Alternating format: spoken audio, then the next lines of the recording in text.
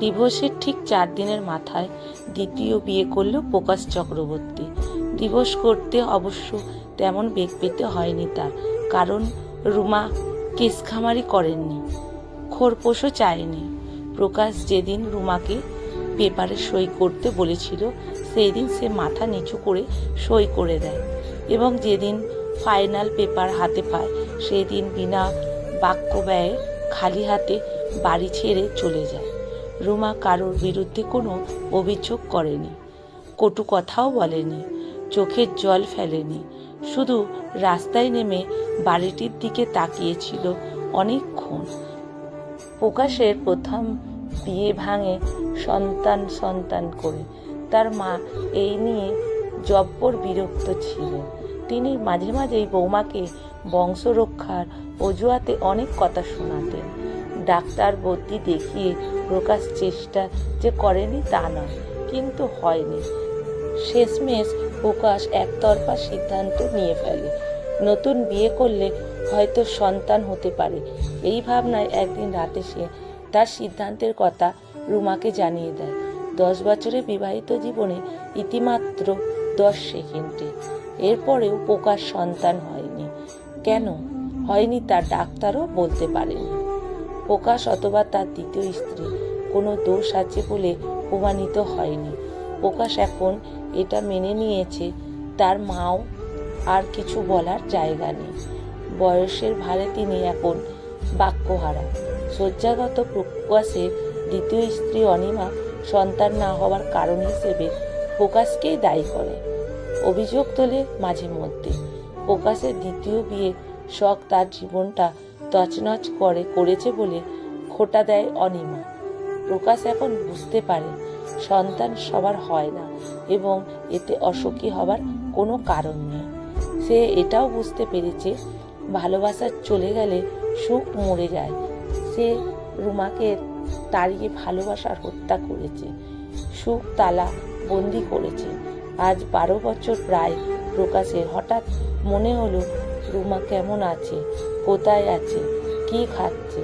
সে কি বাবার কাছে ফিরে গিয়েছে, অথবা তার ভাইয়ের কাছে, অথবা বেঁচে আছে তো?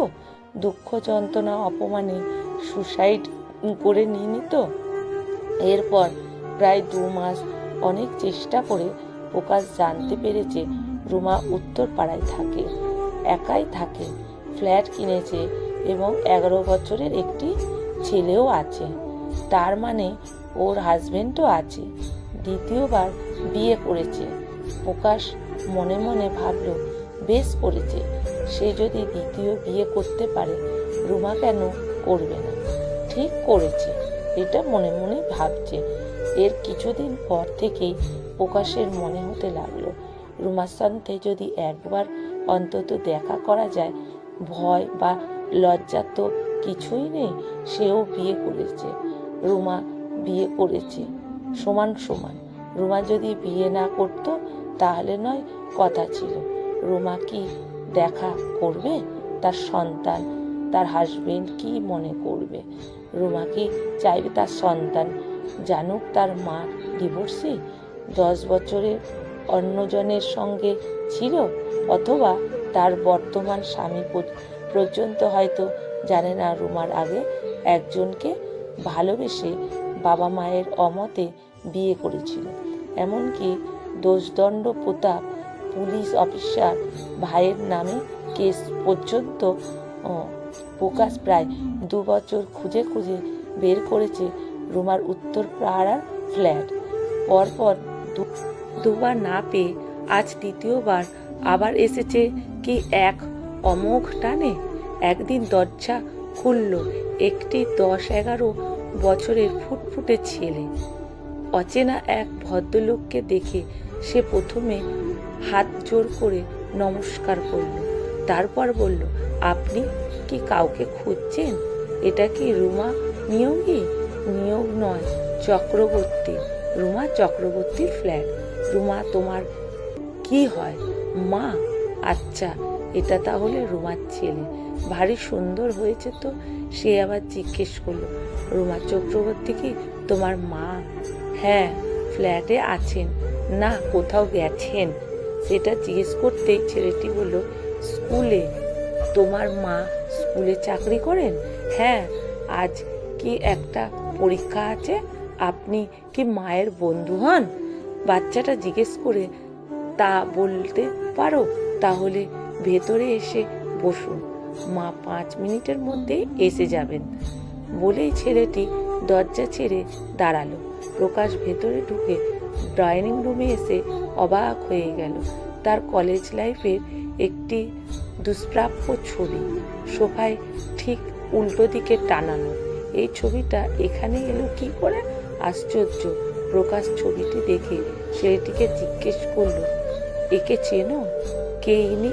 ছেলেটি হেসে উত্তর দিল, yes, he is god, he is my god. আমি প্রতিদিন সকালে ছবিটির সামনে বসে প্রার্থনা করি। এই সময় কলিং বেলের আওয়াজ হতে ছেলেটি দৌড়ে চলে গেল দরজার কাছে, গিয়ে তোড়বড়িয়ে বলল, মা, তোমার বন্ধু এসেছেন তোমার সঙ্গে দেখা করতে। রুমা ডাইনিংয়ে এসে প্রকাশের পায়ে হাত দিয়ে নমস্কার করে ব্যাগ রেখে পাশে বসল। বলল, কেমন আছো? রুমা যেন জানতো প্রকাশ আজ আসবে। রুমার স্বভাব একদম পাল্টায়নি। আগেও যেমন সুযোগ পেত তখনই পায়ে হাত দিয়ে প্রণাম করত প্রকাশকে। প্রকাশ খুব বিড়ম্বনায় বলল। প্রকাশ ভেবেছিল রুমা তার সঙ্গে অন্তত খারাপ ব্যবহার করবে। এই আচরণ সে কল্পনাও করতে পারেনি। প্রকাশ অস্বস্তির এড়ানোর জন্য এসে বলল, তোমার হাজবেন্ড কোথায়? আজ তো রবিবার, বাড়ি নেই কেন? রুমা হেসে বলল, হাজবেন্ডের সঙ্গে তো কথা বলছি, বাড়িতেই বসে তো বলছি, মুখোমুখি কথা বলছি। এই সময় ছেলেটি 2 গ্লাস জল এনে টি টেবিলে রেখে পাশেই দাঁড়ালো। রুমা ছেলেকে উদ্দেশ্য করে বলল, সাম্য, তোমার ছবি গড ইনি তোমার বাবা। আমি তোমাকে বলেছিলাম না একদিন ঠিক আসবে? বাবাকে প্রণাম করো। সাম্য বাবাকে প্রণাম করল। এরপর প্রকাশকে উদ্দেশ্য করে বলল, এই তোমার ছেলে, তোমার অনুমতি ছাড়া ওর নাম রেখেছি সাম্য। ছেলের মাথায় হাত রেখে একটু আশীর্বাদ করে যাও। প্রকাশ বিষয়টি যুক্স হিসেবে নিয়ে রুমাকে বলল, অপমান করার অধিকার তোমার আছে, কিন্তু ছেলের সামনে মিথ্যে বলছো কেন? এটা ঠিক নয়।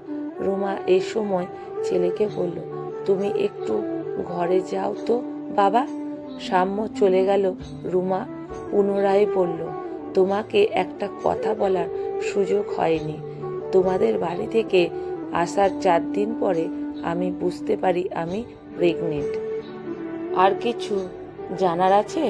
প্রকাশ এরপর কথা বলার আর কোনো ভাষা খুঁজে পেল না।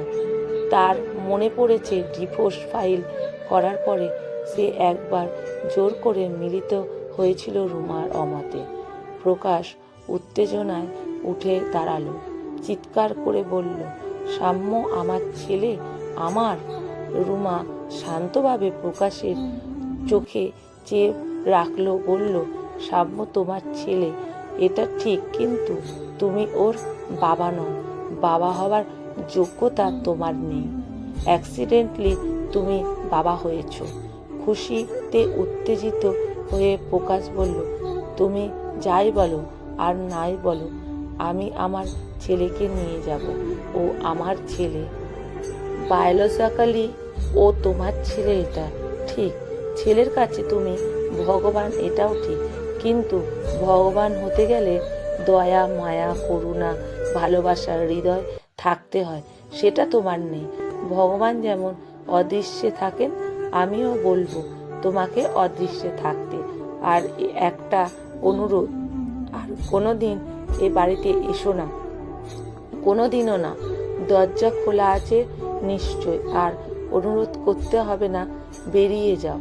বলে আর এবার পায়ের হাত দিয়ে প্রণাম করে দ্রুত পাশের ঘরে গিয়ে দরজা বন্ধ করে দিল রুমা।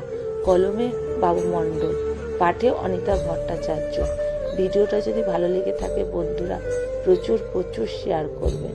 আমার প্রণাম ও ভালোবাসা আপনাদের জন্য রইল।